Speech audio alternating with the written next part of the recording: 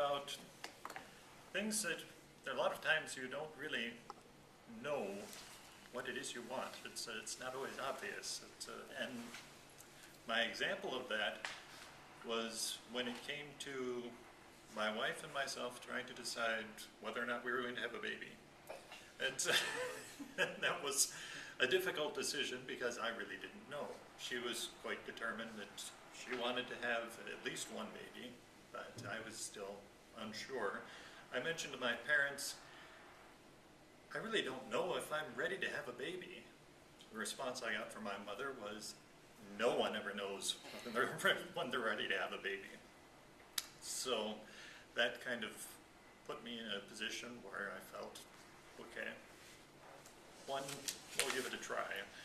And then when my wife got pregnant, then came the decision of, do I go into the delivery room or not?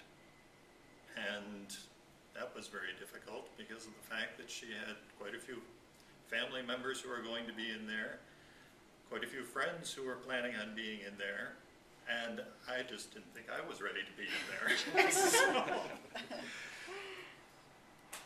on top of that, I had read something about men are not always comfortable in the delivery room because they're not ready for seeing what they see. And this was particularly true for my brother-in-law, who often gets chided about the first time that he and his wife had a baby, their first baby. His jaw just dropped when he saw what was happening, and he was very embarrassed, and they keep reiterating this. I thought, I don't want that to happen to me.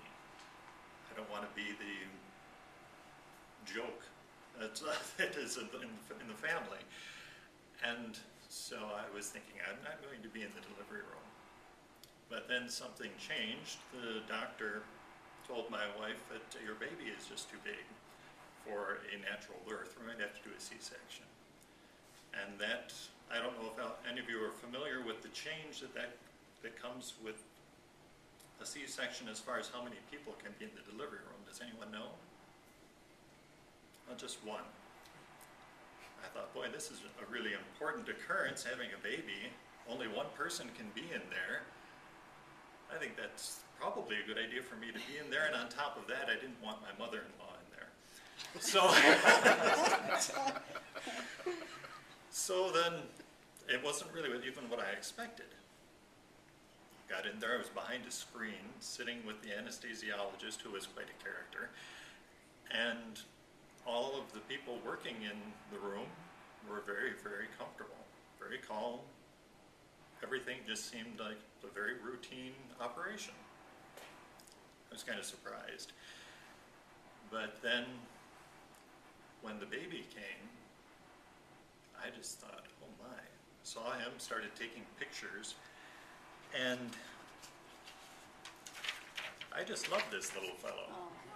I call him a little fellow, despite the fact that he was over 10 pounds and 1 ounce when he was born, 22 inches, his head was 15 inches. So he was a big baby, despite the fact that he came 3 weeks early. So when he was in the nursery at the hospital, I had a chance to actually hold him. And that was kind of the moment that I decided, yes, I definitely do want to have a baby, because this little boy is just adorable. And so it really has been an amazing experience.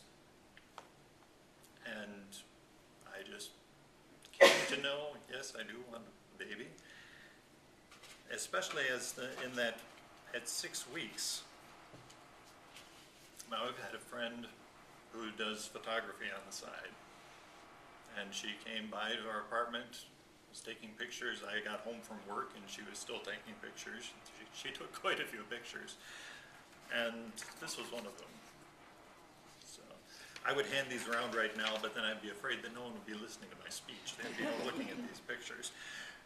So I found that knowing what you want to have, it's not always obvious.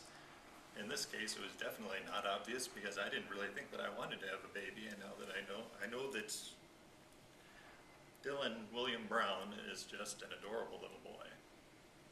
And I love him very much. And so, may come to mind that when you're thinking about something and you're not sure you want it, well, maybe you do. Or if you really do think you do want it, maybe you don't. And so, you really are not going to know until you have that thing, or in this case, that little boy. But it's not only something that is true with babies.